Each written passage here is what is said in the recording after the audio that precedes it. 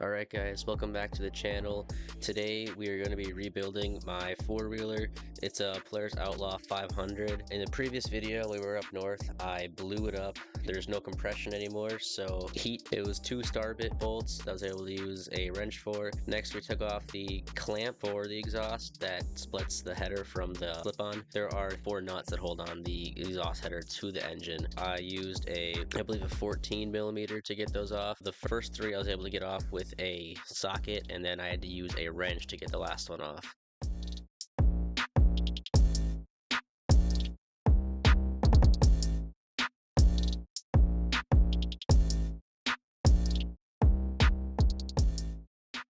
Well, we're trying to get this exhaust off. It was so tightly on there that I couldn't get it off by hand, so I took a ratchet strap and hooked it up to my bumper around the exhaust and then tightened that up, but not too much because I didn't want to bend anything.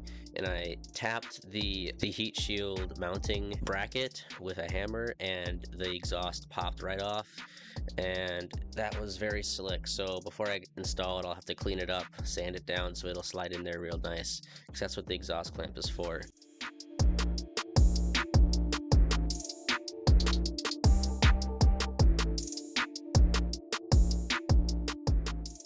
These are the exhaust gaskets. I got new ones in the new kit. Make sure to label everything that you are taking off and putting them in baggies. It's important to know where they go when you're putting it back together. Right now I'm taking off the fuel line for the carburetor, and then I took off the hose clamp that kept the carburetor on. I just set the carburetor in the airbox for now, send this out of the way. Next up, I took off the intake boot, which is held on by 2 Allen bolts. Make sure to check your gasket. There's an O-ring that goes around the intake boot. Make sure that's still good, because when you put it back together, you want that to be in good condition so there's no air coming in that you don't want.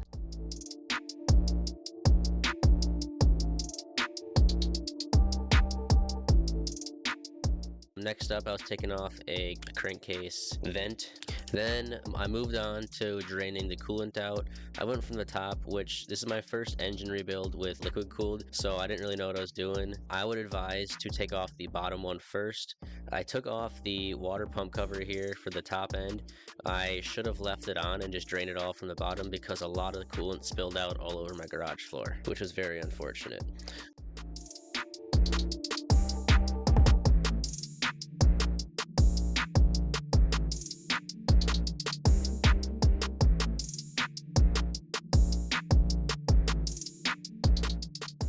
I moved on to the other side to get the other hose clamp off. They're both 8mm hose clamps.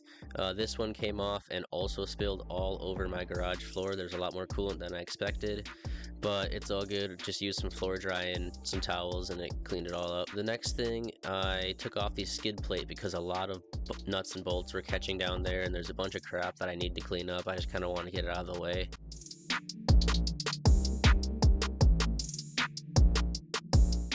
The next thing I did was take off the oil return line for the cams, which is just one single bolt that has a pass-through. I think that was a 17mm. The last thing I ended up doing was taking off the oil res to motor bolt. You just need to take that off in order to jack up the motor enough to have clearance to take the head off without having to remove the motor out of the entire machine.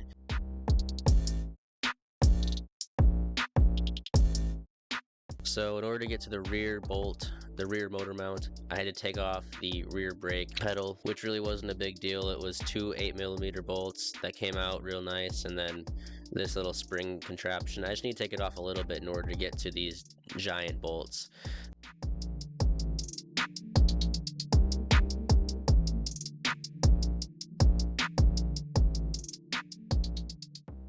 So before you take it off, make sure that you have a jack underneath your engine so it doesn't fall or damage any of the threads on the bolts. These bolts were very tight, but they came out fairly easy once I got them undone.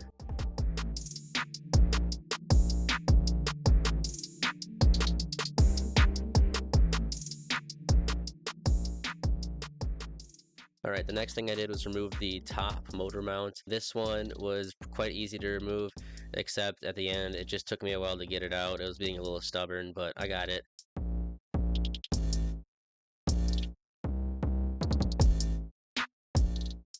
So after that, I jacked up the rear of the motor so it would tilt the front enough forward for the cylinder to completely clear the frame. In order to do that, I had to loosen my chain so the engine could move and the chain could come with it. Before you take off anything that you don't want to get dirt into, I would advise cleaning up your motor. I use some brake cleaner and spray down everywhere where I think dirt or grime or anything could fall into the motor. So next up, there are 4 8mm bolts for the cam cover. These are quite easy to take off. You just take that off, and then there is the gasket that you keep. You want to make sure that you keep that, and the cams are now visible.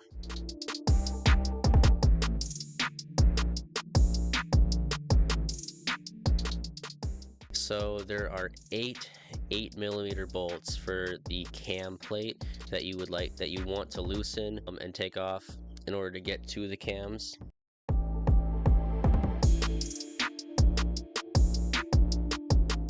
The next thing you want to do is take off the cam chain tensioner, which is on the right side of the engine. I did not record this part because my battery died, but I ended up taking that off. And then always make sure to keep your cam chain from falling in. I used a piece of wire and tied it to my handlebars. It was very simple, and I got the cams out. Once that cam tensioner is off, it is very easy to get those cams to come out. The next thing I did was remove these giant 14mm bolts that held the head and cylinder in. I need to have Dad's help for this because those bolts were so tight on there that I physically could not move them. You'll find out later why. It's because the torque spec for these are crazy. There are 4 bolts that hold on the head and the cylinder, so that's 2 gaskets that have to be compressed together. After that, my dad helped hold that tensioner, that cam chain, up while I took off the head of the engine. The head looked great. There was carbon buildup on the valves, but that is completely normal. If you don't have that, then there's a completely different issue with your motor. I then also removed the cylinder, which revealed the piston. We inspected the cylinder walls and there were no scoring or anything, so that was completely reusable. Now, taking off the piston, there are little clip rings that hold the piston pin in place, and then I used a 14mm socket to hammer it out on the other side, and it came out very easy. You also want to check for play in your crankshaft, because if there is play, you will have to rebuild the bottom end. So off camera, I did install the new Wiseco piston. When you buy these Wiseco kits, they show you exactly how to space the rings so there isn't any oil and there's correct compression.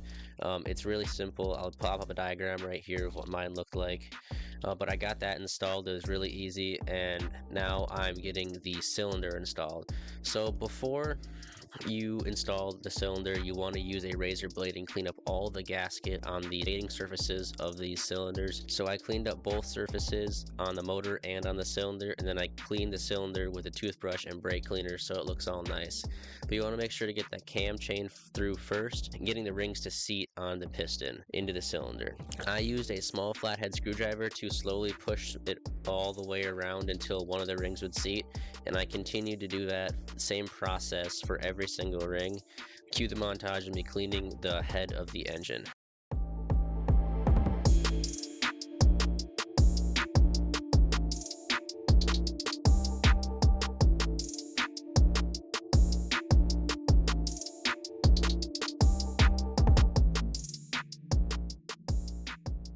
This is me putting on the 3-piece gasket. This is a compression gasket that has to be crushed together. Make sure to put it on the correct way. I don't know how you wouldn't. Always get that cam chain through first and then work on seating the head. It's really easy. You just gotta line up two things on the engine. Now we are on to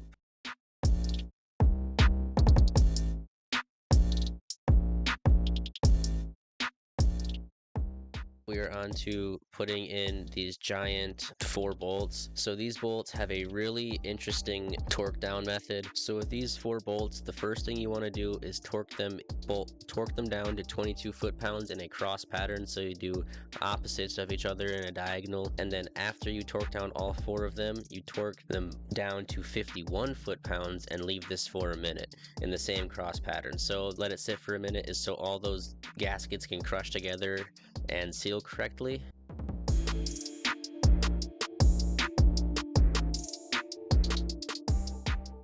The next thing to do is to loosen every bolt evenly 360 degrees, which is one turn. So I'm doing 180 and then 180 again on each bolt. This just relieves the tension so you can properly torque each bolt without having to compress the gaskets.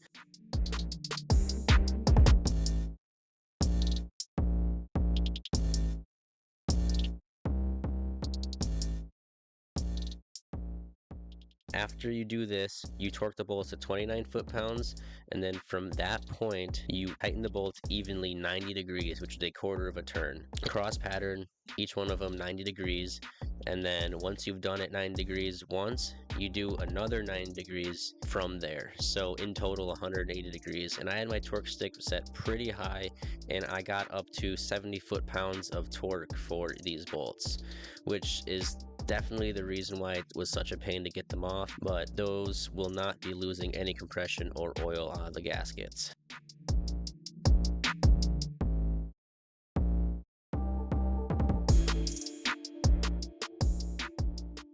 The timing on this four-wheeler is just as complicated, so I will link a video down below, or just look up 2006 Polaris Outlaw timing, and there's one video that I watched that is a step-by-step process of how to time these. It's a little complicated, but it really isn't too bad once you watch the video. It explains it very well.